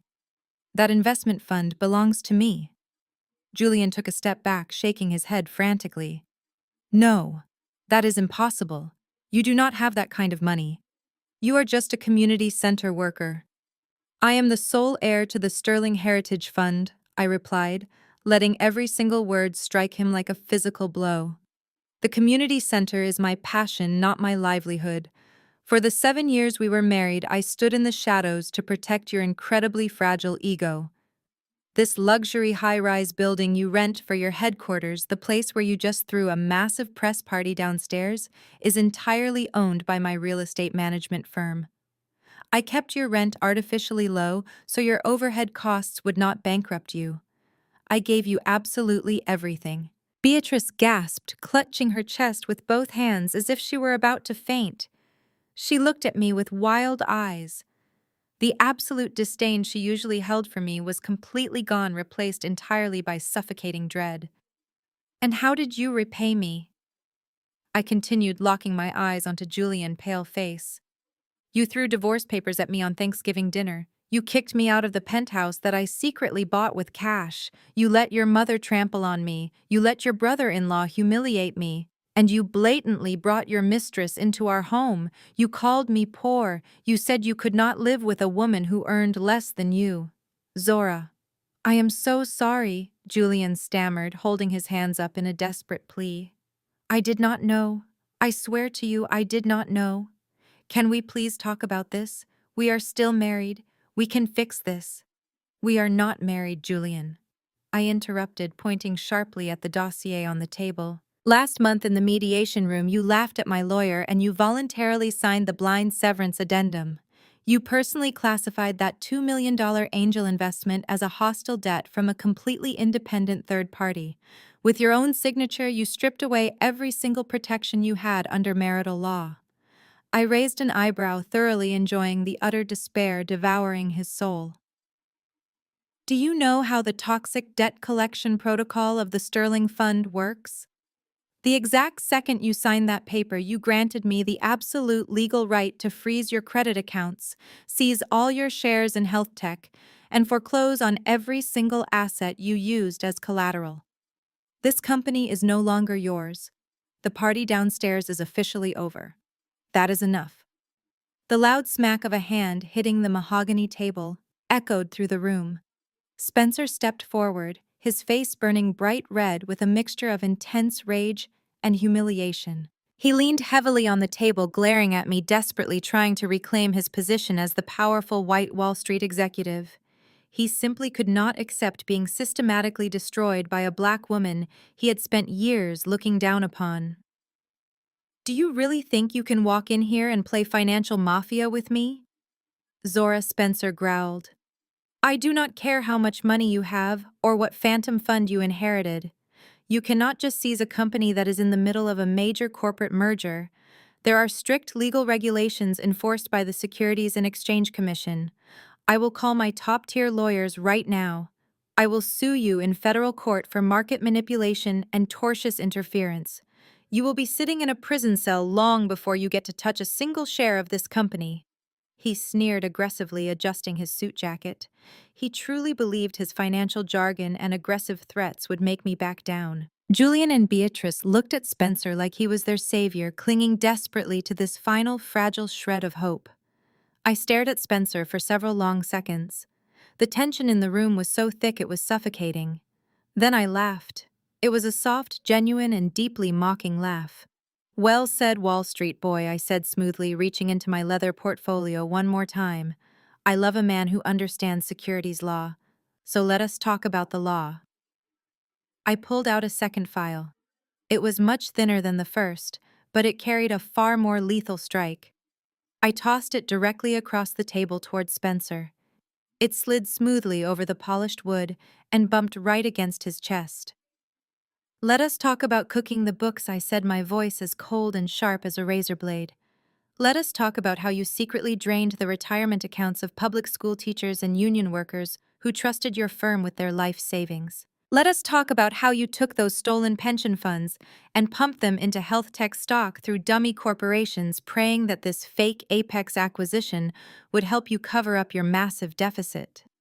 Spencer's face went from bright, angry red to a sickening, ghostly white in less than a second. His mouth fell open, but no words came out. He looked down at the file, his hands trembling so violently he could not even open the cover. How do you know about that?" Spencer whispered, his entire body shaking. "Because I am the one who dictates this market, Spencer," I said, tilting my head and offering him a ruthless smile. "And the truth is, I sent every single piece of evidence regarding your illegal wire transfers to the Federal Bureau of Investigation this morning." The Federal Bureau of Investigation, Spencer repeated the words, spilling from his trembling lips like dry ashes. "You are bluffing. You are completely bluffing. Those transactions were heavily encrypted. They were routed through highly secure offshore accounts in the Cayman Islands. There is no physical way a local community center worker could bypass that kind of financial firewall." "You really need to stop referring to me as a community center worker, Spencer," I replied calmly, leaning back into the plush leather of the chairman's seat. "I manage a private equity network that controls more liquid capital than your entire extended bloodline has ever seen. You used a third-rate boutique accounting firm to mask your wire transfers. My forensic financial team cracked your offshore shell accounts in less than 4 hours. I know exactly how many millions you stole from the Municipal Workers' Pension Fund. I know the exact routing numbers you used to pump that stolen cash into health tech to artificially inflate its value. And as of 8 o'clock this morning, so does the lead federal agent assigned to the Chicago White-Collar Crime Division." Spencer stared at me, his pale blue eyes wide with unadulterated horror. The smug, condescending Wall Street persona he had weaponized against me for 7 long years completely evaporated. He was no longer the arrogant financial savior of our family.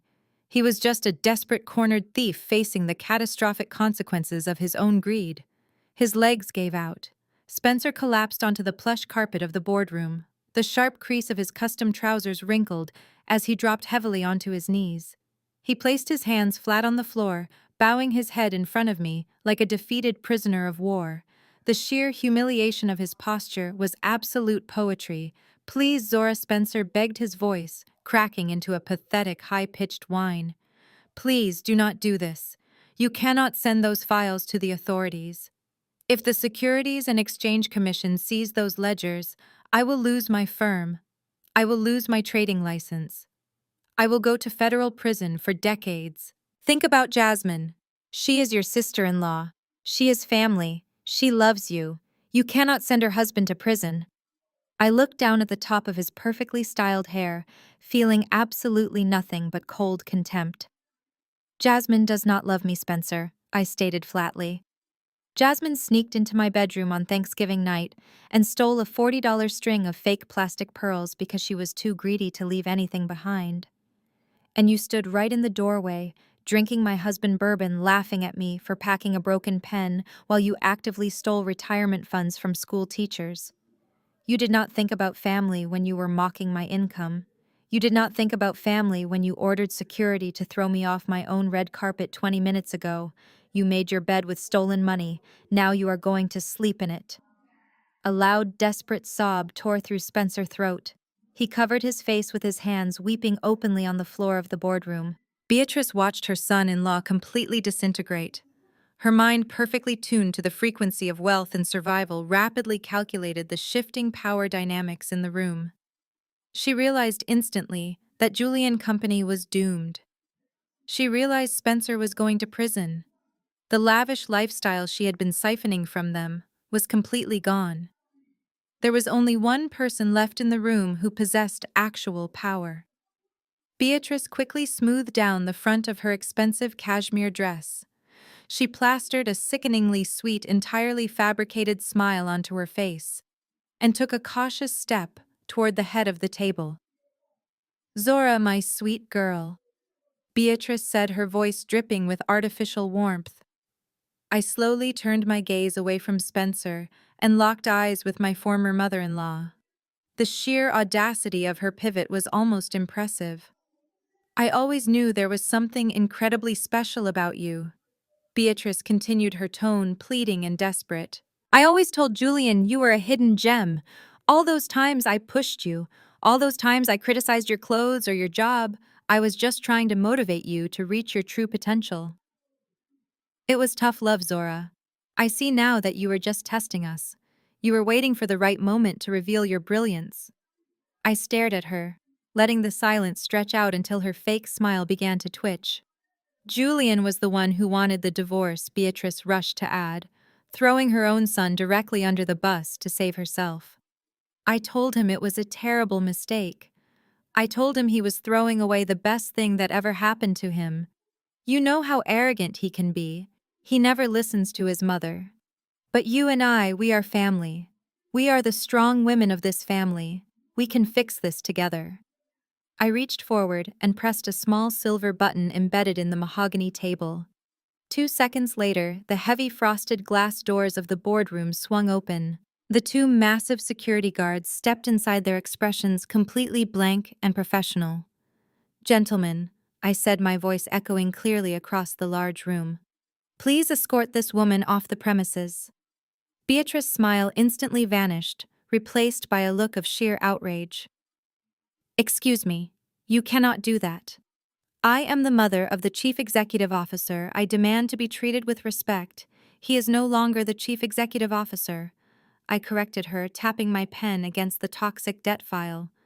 And you are officially trespassing on private property. The two guards moved with terrifying efficiency. They flanked Beatrice, each grabbing one of her arms with a firm, inescapable grip. Let go of me, Beatrice shrieked, her carefully constructed high society persona completely shattering. She thrashed against the guards, her diamond necklace rattling wildly against her chest. You ungrateful little brat. I let you into my family. I let you sit at my table. You are nothing but a deceptive, manipulative sociopath. Julian, do something. Do not just stand there and let her humiliate your mother. Julian did not move. He did not even look at her. He was staring blankly at the polished mahogany table, his entire world crumbling around him in real time.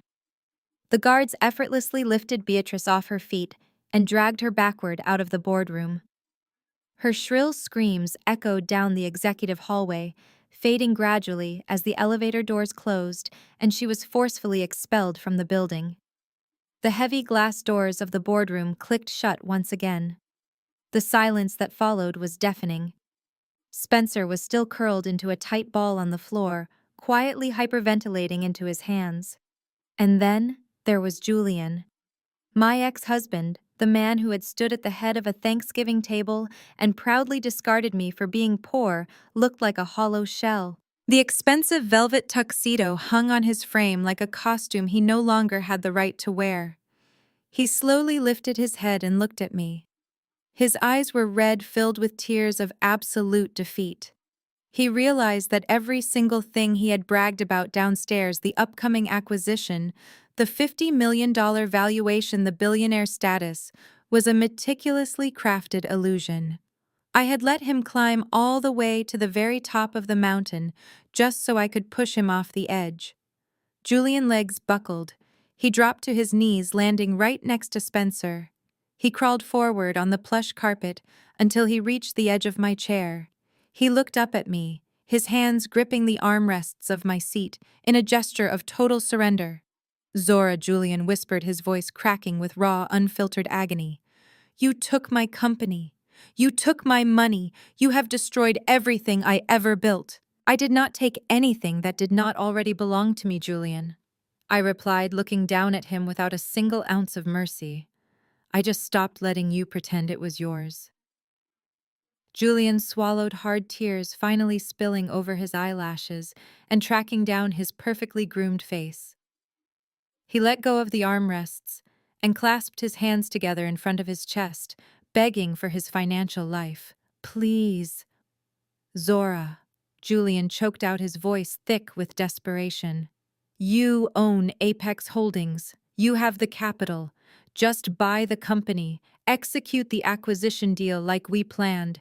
You can take 90% of the equity. You can fire me from the board. You can take the penthouse. Just buy health tech so I can pay off my corporate debts. If you trigger the toxic debt recall and seize my assets, I will not just be broke. I will be millions of dollars in personal debt. I will be completely bankrupt. Please, just buy it. I looked down at the man kneeling at my feet. This was the brilliant tech visionary who had recently graced the covers of local business magazines. This was the apex predator of the corporate ecosystem, crying like a frightened child because his artificial safety net had finally been ripped away. The stark contrast between the arrogant man who threw a $100 bill at my feet 20 minutes ago and the broken shell kneeling before me was staggering.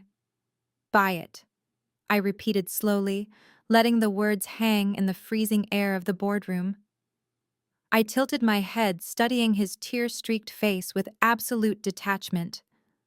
Why on earth would I use my own money to buy something that I am about to legally confiscate for exactly $0? Julian flinched, as if I had physically struck him across the face. He opened his mouth, but the sheer reality of the statement choked the breath right out of his lungs. I reached into my leather portfolio one last time. I bypassed the files containing Spencer criminal records and pulled out a single, thick document printed on heavy watermarked paper. It was not a contract. It was not a negotiation or a buyout offer. It was a formal, unconditional notice of foreclosure and asset seizure, drafted and pre-approved by the board of directors of the Sterling Heritage Fund. I placed the document flat on the center of the mahogany table. I reached into my coat pocket and pulled out my gold Montblanc fountain pen, the exact same pen Spencer had relentlessly mocked on Thanksgiving night, as a useless relic of a poverty mindset. When you signed that blind severance addendum during our divorce mediation, I explained, keeping my voice steady, surgical, and entirely devoid of pity, you did not just legally separate our assets. You triggered an automatic default clause on the original angel investment. You see, Julian, that $2 million was never a charitable gift from a supportive spouse. It was a highly aggressive convertible note. And the collateral you blindly agreed to when you desperately accepted that money 3 years ago was absolute. Julian tried to read the document upside down, his bloodshot eyes darting frantically across the dense legal jargon. His hands were shaking so violently he could not even point at the paper. Let me summarize it for you so you do not have to strain your eyes, I said, unscrewing the cap of my pen. The Sterling Heritage Fund now officially claims 100% ownership of health tech. Every single medical patent, every line of proprietary code, every server rack, and every cent in the corporate bank accounts belongs exclusively to me. You do not have a company to sell to Apex Holdings anymore. I leaned forward, making sure he heard every single syllable of his impending doom. But the collection protocol does not stop there, I continued. Because you operated as the sole financial guarantor when you signed that initial funding agreement, the fund is also seizing your personal assets to cover the massive compound interest and penalty fees. No. Julian whimpered, his forehead pressing against the edge of the mahogany table. You cannot take my home. You cannot do this. I pressed the gold nib of the pen to the signature line of the document. That includes the offshore accounts you and Spencer tried to hide from the federal government, I stated coldly. It includes the fleet of luxury cars you leased just to look like a billionaire for the press. And it most certainly includes the Chicago penthouse where you are currently housing your mistress. I signed my name with a sharp, fluid, and incredibly elegant motion. The black ink settled deep into the heavy paper, permanently cementing his total financial annihilation. The eviction notice has already been posted to the penthouse door by my property management team, I added, casually capping the pen and returning it to my pocket. Chloe is probably packing her designer bags and raiding your wall safe right now. I imagine her deep, profound love for you will magically evaporate the exact second she realizes your black credit cards have been permanently declined. Julian let out a hollow, agonizing groan that sounded like a dying animal. He slumped forward completely, his face buried in his arms on the edge of the table. He was completely and utterly broken. There were no more lies he could tell himself. There were no more arrogant Wall Street brothers-in-law to hide behind. Spencer was still curled into a tight fetal position on the floor a few feet away, paralyzed by the terrifying reality of his own impending federal prison sentence. I stood up from the chairman's seat. I gathered my leather portfolio, making sure not to crease the edges of the files. I looked out the panoramic glass window one last time, admiring the breathtaking, sprawling view of the city skyline. It was a city where I had walked quietly in the shadows for years, pulling the strings of an empire they never even knew existed. Then I looked back down at Julian. "The press is still waiting for you downstairs in the lobby," I reminded him. "They are waiting for the tech visionary to announce his $50 million acquisition. I wonder what kind of speech you will give them, now that you do not even own the suit on your back." Julian did not answer. He just continued to silently weep, his tears staining the expensive boardroom carpet. "Do you remember what you said to me on Thanksgiving night?" I asked, my voice dropping to a dangerous razor-sharp whisper. He squeezed his eyes shut, shaking his head slightly, wishing he could rewind time. "You stood at the head of a lavish table surrounded by a family that despised me, and you threw divorce papers at my plate," I recounted, making sure the memory burned itself into his mind forever. "You humiliated me in front of everyone. You told me you were leaving me because you could not bear to live with a woman who earned less than you. You said I was a financial liability dragging you down." I walked slowly around the edge of the massive mahogany table. My sensible flat shoes made absolutely no sound on the plush carpet. I stopped right next to his kneeling figure towering over him in the silent room. "Well, Julian," I said, a genuine radiant smile finally breaking across my face. "Congratulations. My income is still exactly what it was yesterday. But your net worth is now a massive, insurmountable negative number. I suppose you were right all along. We really are financially incompatible." I did not wait for him to respond. There was nothing left for him to say. I turned my back on the two ruined men sobbing on the boardroom floor. I walked purposefully toward the heavy, frosted glass doors. The two towering security guards immediately pulled the doors open, standing at strict attention, with their heads bowed respectfully as I passed through. I stepped into the private brushed bronze elevator. The heavy doors slid shut, sealing away the pathetic whimpers of my former husband and severing my ties to his toxic family forever. As the cabin rapidly descended, bypassing every single floor of the high-rise, I felt a profound, exhilarating sense of lightness. I had not just taken my money back, I had reclaimed my dignity, my power, and my absolute freedom. I walked out of the building and into the cool Chicago air, leaving the wreckage entirely behind me. Exactly 7 days after the heavy bronze doors of the 13th elevator closed, the house of cards officially collapsed. I sat in my quiet office at the Community Arts Center, sipping a cup of green tea, watching the television mounted on the wall. The breaking news banner on the Bloomberg Financial Network was glowing bright red. The headline read, "Health Tech Visionary Investigated for Massive Corporate Fraud, Liquidation Imminent." The media tore Julian apart with the exact same enthusiasm they had used to build him up. The reporters detailed how health tech had defaulted on massive shadow loans. They exposed the toxic debt and the complete freezing of the company assets. Within 48 hours, the federal bank seized all his corporate accounts. The $50 million acquisition deal with Apex Holdings was publicly officially canceled. Julian's tech empire was reduced to dust before the weekend even arrived. But the ultimate betrayal for Julian did not come from the media or the banks. It came from inside his own home. When Julian was officially locked out of his corporate headquarters by my security team, he rushed back to his penthouse to figure out a survival plan. But when he walked into the master bedroom, he found the massive custom closets completely empty. Chloe, his beautiful public relations director and devoted mistress, had watched the financial news just like everyone else. She did not wait around to play the supportive partner to a bankrupt man. She had packed up every single designer handbag he had bought her, emptied his collection of expensive luxury watches, raided whatever loose cash was left in the wall safe, and vanished. She did not even leave a goodbye note. She simply took what she could carry and abandoned ship. While Julian was staring at his empty closet, a much louder disaster was happening across town. It was early Tuesday morning when a fleet of black tactical vehicles surrounded Spencer's immaculate suburban home. The Federal Bureau of Investigation does not knock politely when investigating the theft of municipal pension funds. They broke down the custom oak front door before the sun even fully rose. Jasmine was standing in the foyer in her silk pajamas, screaming hysterically as heavily armed federal agents dragged her husband across the manicured lawn in handcuffs.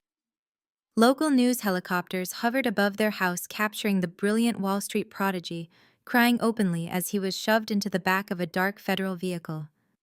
The stolen retirement funds made it a massive federal case.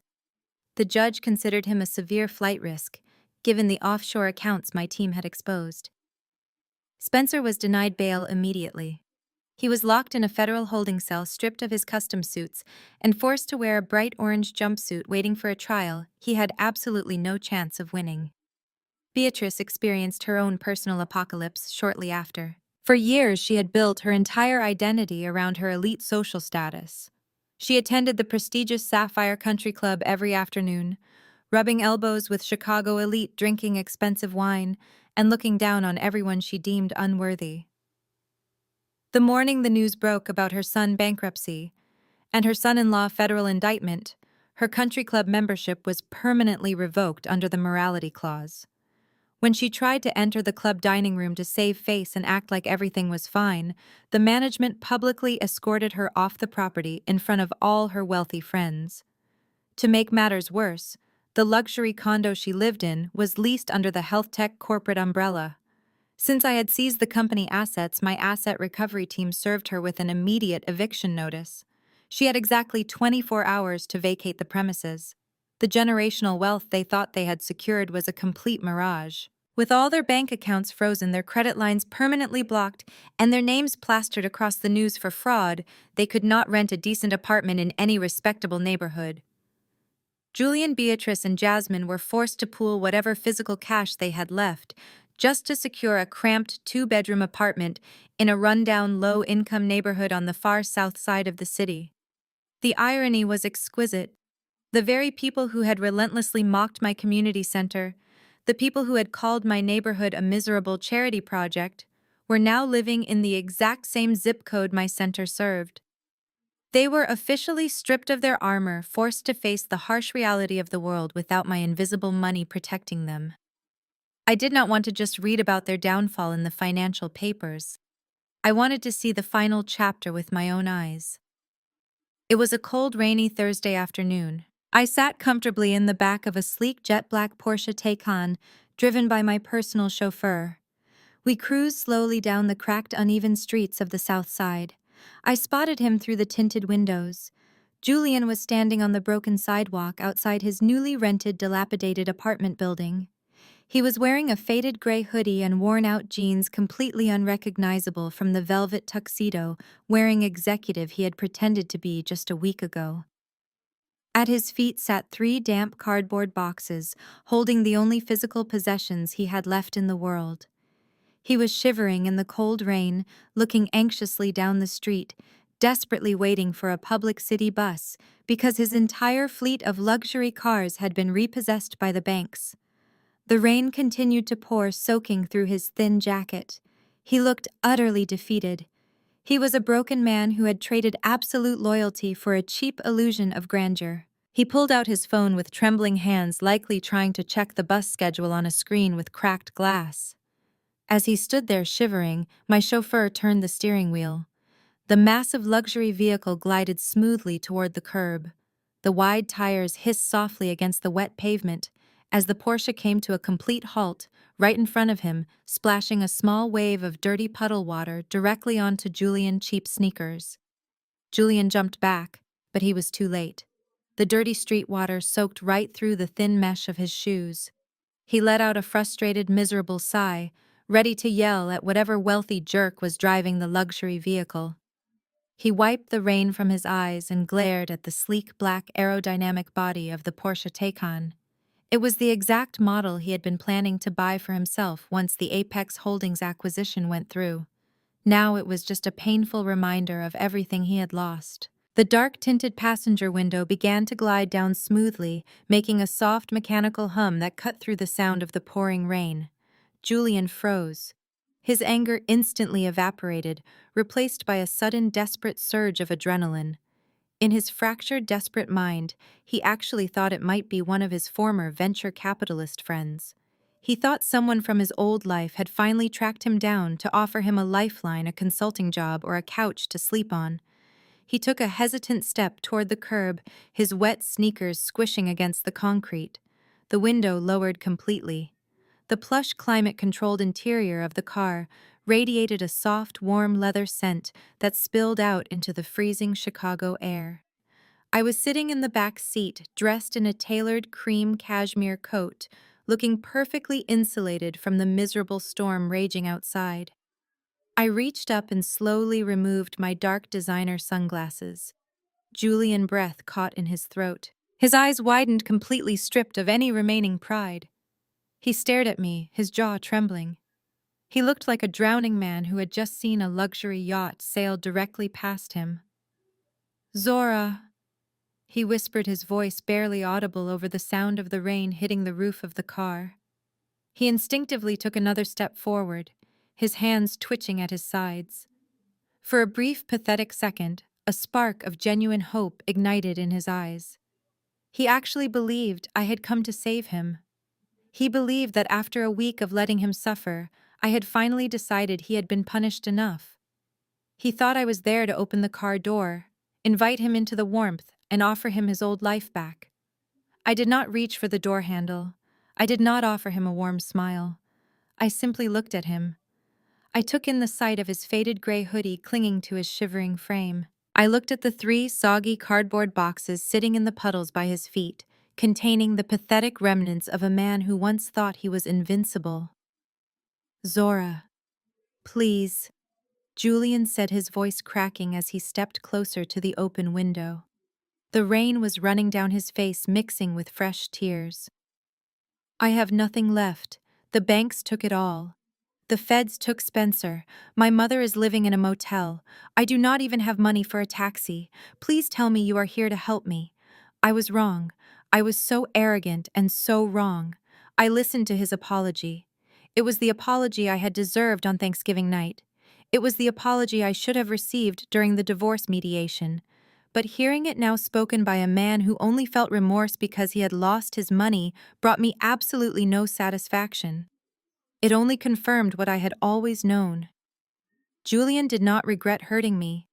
He only regretted losing his bank account. I did not raise my voice. I did not use a single word of sarcasm or anger.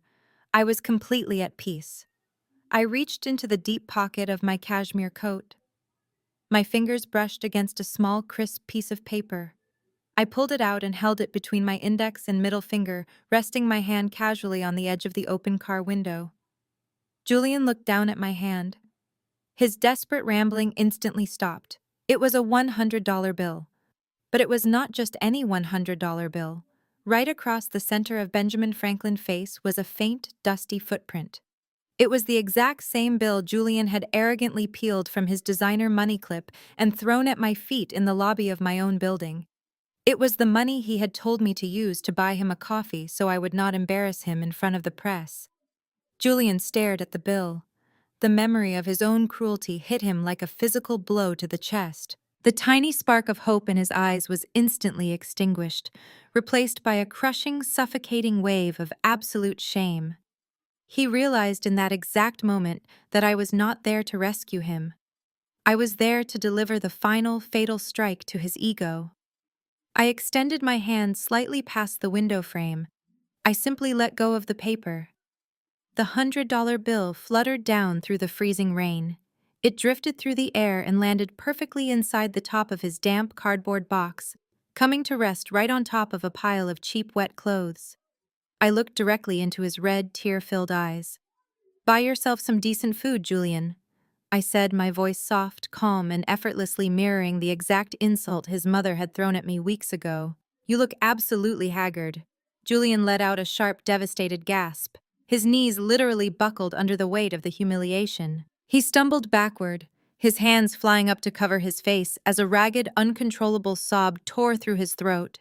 I pressed a button on the door panel. The dark-tinted window began to glide smoothly upward, sealing the warm, luxurious interior of the car away from the freezing storm outside. Drive, I instructed my chauffeur. The Porsche Taycan engine roared to life with a deep, powerful hum.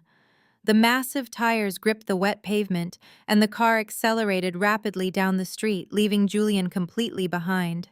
I did not look back. I did not need to see him collapse onto the wet concrete beside his cardboard boxes. I did not need to watch him pick up the dirty $100 bill from his ruined belongings. The transaction was officially complete. The debt had been paid in full. He had asked for a divorce because he could not live with a woman who earned less than him. Now he would spend the rest of his life figuring out how to survive with nothing at all. The drive back from the south side was entirely silent, save for the rhythmic, soothing sound of the windshield wipers pushing the heavy rain aside. As the sleek Porsche Taycan navigated away from the dilapidated apartment building and the broken man kneeling on the wet pavement, I did not look over my shoulder. I felt no lingering anger, no residual bitterness, and certainly no regret. The heavy, suffocating weight I had carried for 7 years, the exhausting burden of shrinking myself to protect a fragile, insecure ego, had completely vanished. I leaned my head against the soft leather headrest and watched the city blur past the tinted glass. I had successfully dismantled a fraudulent empire, but destruction was never my ultimate goal.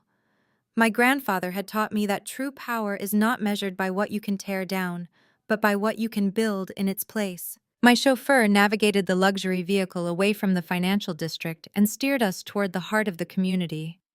We pulled up in front of a massive, beautifully restored brick building. It did not have a towering glass facade or a flashy corporate logo designed to intimidate people. Instead, vibrant murals painted by local artists adorned the exterior walls, depicting scenes of resilience, history, and brilliant futures. This was the Sterling Community Arts Center. To Julian, Beatrice, and Spencer, this place was a pathetic charity project, a monument to my supposed lack of ambition. To me, it was the beating heart of my legacy. I stepped out of the car and walked through the double-glass doors. The contrast between the cold, bleak reality I had just left behind and the overwhelming warmth of the center was breathtaking.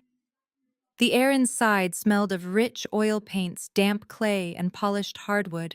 Down the hall, the lively sound of a youth jazz ensemble practicing a complex brass arrangement echoed brightly. Children of all ages, kids who had been told by society that their dreams were too expensive or too unrealistic, were running through the corridors with purpose and joy. I walked past the main studios and headed toward my private office at the back of the building. It was a modest room furnished with a simple oak desk and comfortable armchairs. There were no panoramic views of Lake Michigan or mahogany boardroom tables here. The walls were covered in framed artwork created by the students' pieces that held infinitely more value to me than any corporate acquisition contract. Elias, my brilliant forensic accountant and executive assistant, was already waiting for me. He stood up respectfully as I entered, holding a thick leather portfolio. "The liquidation of health tech is fully finalized," Madam Chairman Elias said, his voice carrying a note of deep professional satisfaction. "The federal banks have processed the toxic debt recall. We seized the proprietary software, the medical patents, and the physical servers. We auctioned the viable tech assets to a legitimate medical research firm in Silicon Valley. After clearing the initial $2 million convertible note and the accumulated compound interest, the net surplus from the corporate seizure is quite substantial." Elias opened the portfolio and handed me a single sheet of paper detailing the final financial transfer. The number printed at the bottom of the page was staggering. It was the physical manifestation of Julian's shattered arrogance. "Transfer every single cent of that surplus," into a new heavily protected endowment I instructed, walking around my desk and taking a seat. I want to establish the Sterling Legacy Scholars Fund, effective immediately. Elias smiled, already pulling out a secondary stack of legal documents he had prepared in anticipation of my orders. And what will the parameters of the fund be, Zora?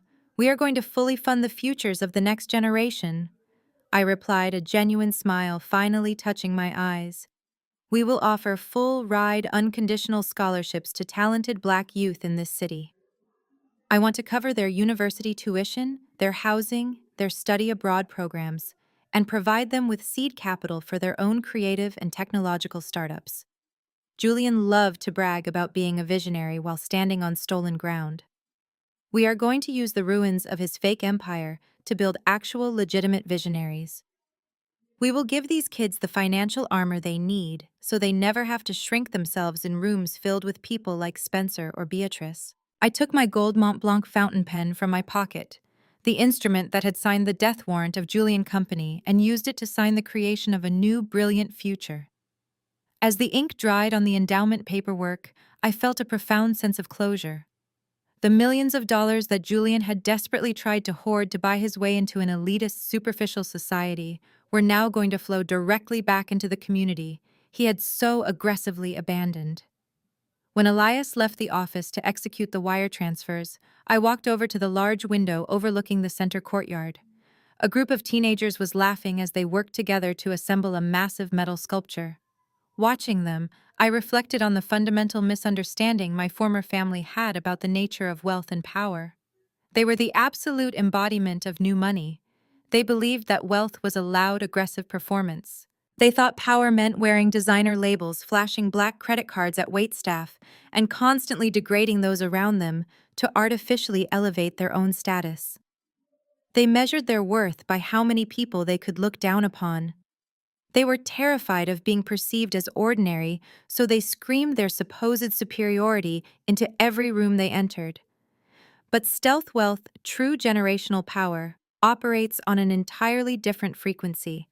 It does not need to shout because it has absolutely nothing to prove. It is the invisible current that moves the ocean. It is the ability to wear a simple wool sweater, drive a practical car, and work at a community center, all while holding the absolute authority to shift global markets with a single encrypted phone call. Real power is the luxury of silence. It is the profound security of knowing exactly who you are, regardless of how severely ignorant people underestimate you. Julian, Beatrice, and Spencer had spent 7 years mistaking my silence for weakness. They looked at my humility and saw a victim they could comfortably exploit. They pushed, mocked, and manipulated, completely unaware that the very ground they were standing on belonged to me. They thought they were the architects of my destruction, never realizing they were just house guests, overstaying their welcome in a mansion I allowed them to visit. I know there are women watching this right now who understand exactly what that feels like. You have sat in rooms where your intelligence was questioned. You have stood at tables where your contributions were minimized. You have dealt with arrogant partners, condescending in-laws, and toxic family members who desperately tried to convince you that you were small, untalented, and entirely dependent on their fragile approval. You have bitten your tongue to keep the peace. You have hidden your brilliance because it made the insecure people around you deeply uncomfortable. You have let them laugh at you. You have let them take the credit. You have let them believe they hold the upper hand.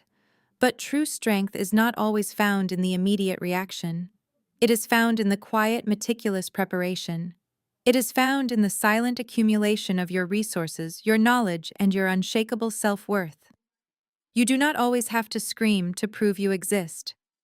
Sometimes the most devastating response to disrespect is simply allowing arrogant people to enthusiastically dig their own graves while you quietly hold the shovel.